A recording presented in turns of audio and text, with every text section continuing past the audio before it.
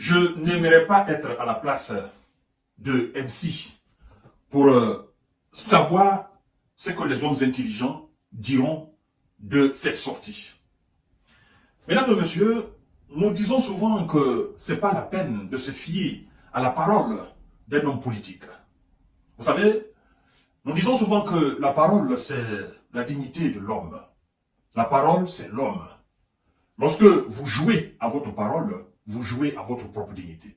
Je ne dirais pas là, jusqu'à le qualifier d'indigne. Je dirais tout simplement qu'il vient de changer de langue. Il n'y a même pas 2 mois. Il vient de changer sa propre version par rapport à l'envoi des troupes au sol. Qu'est-ce qui fait cela?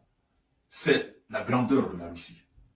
Oui, c'est la peur que la Russie inspire, la peur que la Russie envoie à ses adversaires, dans la poitrine de ses adversaires.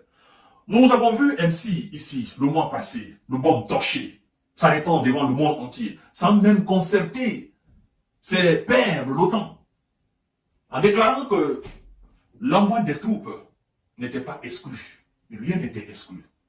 Il n'a pas utilisé le conditionnel. D'accord? Et aujourd'hui, nous apprenons une autre chose. Parce qu'il a donné une interview à un média, je crois bien, britannique ou américain, qu'on appelle The Economist. Le même média qui a interviewé l'ex-patron de l'armée ukrainienne, à l'occurrence M. Valery Zalouzny. Monsieur MC a changé de version parce qu'il a été démonté de toutes pièces par ses propres pairs qui ont dit que si il venait à prendre la décision d'envoyer des troupes au sol, cette décision n'engage et n'incombe qu'à lui seul. Parce que ça n'a pas été décidé au préalable au niveau de Bruxelles, je veux dire au niveau du siège de l'OTAN. C'est-à-dire que ça n'a pas été une décision consensuelle au fait. Parce que si ça avait été une décision prise par les membres, n'est-ce pas, de l'OTAN, une déclaration officielle serait faite au niveau de l'OTAN, tel n'a pas été le cas. D'ailleurs, ça a été balayé d'un revers de main, n'est-ce pas, par le secrétaire général de l'OTAN, M.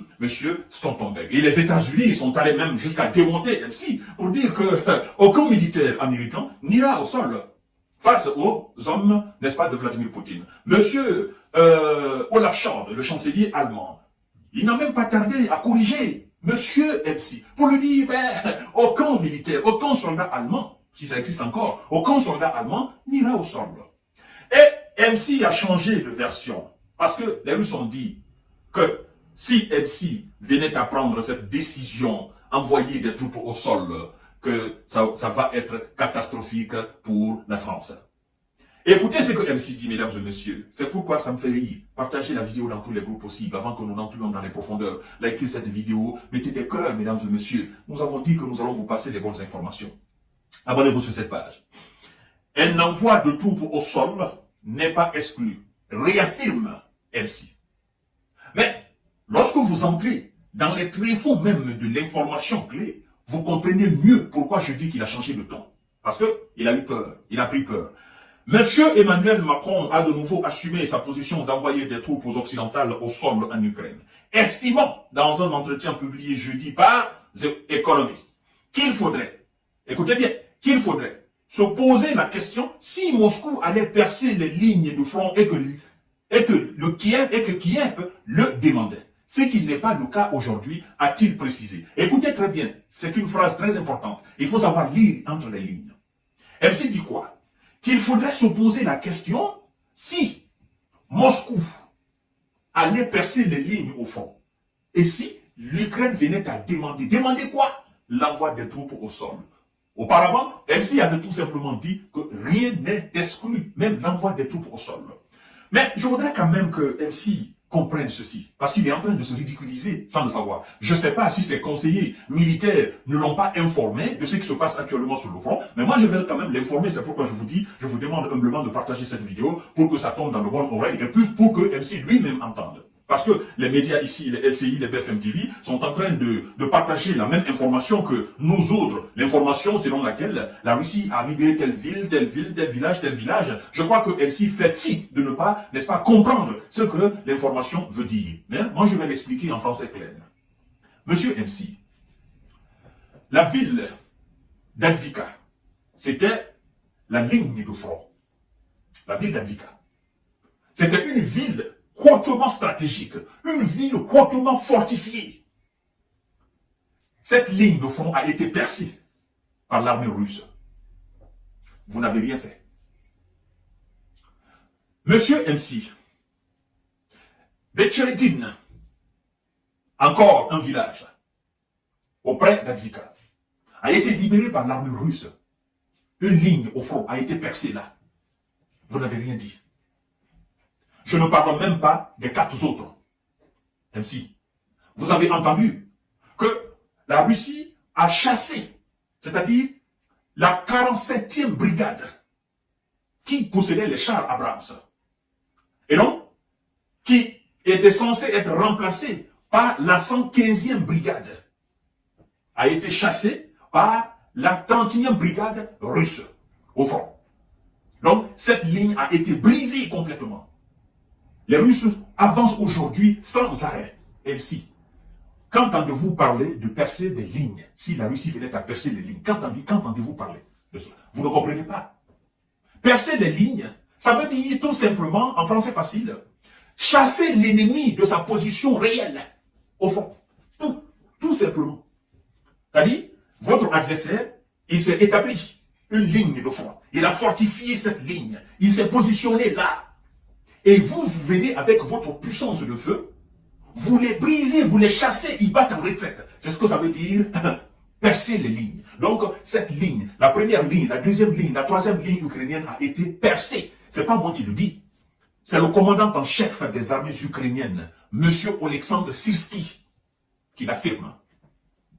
Le monde entier sait aujourd'hui que la Russie a fait une avancée majeure. C'est pas derrière, avancé. Vous avez avancé, allez-y devant. Il ne recule pas. On n'a pas dit la Russie a reculé, c'est-à-dire a fait un pas de recul majeur. On dit la Russie a fait une avancée majeure. Vous voyez, avancer.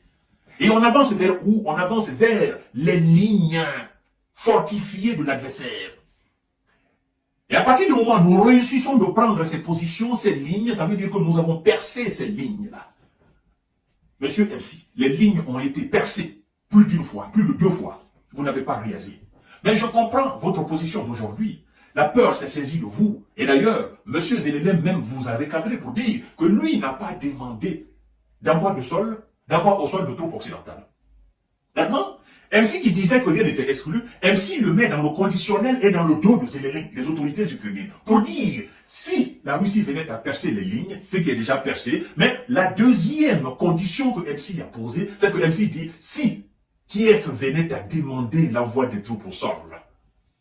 Pourtant, Kiev dit qu'elle n'a pas besoin que les Occidentaux envoient les troupes au sol. Vous voyez? Donc MC, sa première déclaration, en quelque sorte, il s'est attaché au fait. Et sa deuxième déclaration, c'est-à-dire, il a ouvert un chemin, une porte de sortie, une fenêtre, où il peut se glisser subtilement sans que... Mais nous avons compris, MC. Vous avez parlé dans votre langue, mais cette langue, nous l'avons étudiée aussi. Nous savons lire entre les lignes. La géopolitique, la géostratégie, nous savons. En fait, vous savez, MC, je vais vous dire clairement, la réalité est que vous êtes faible aujourd'hui.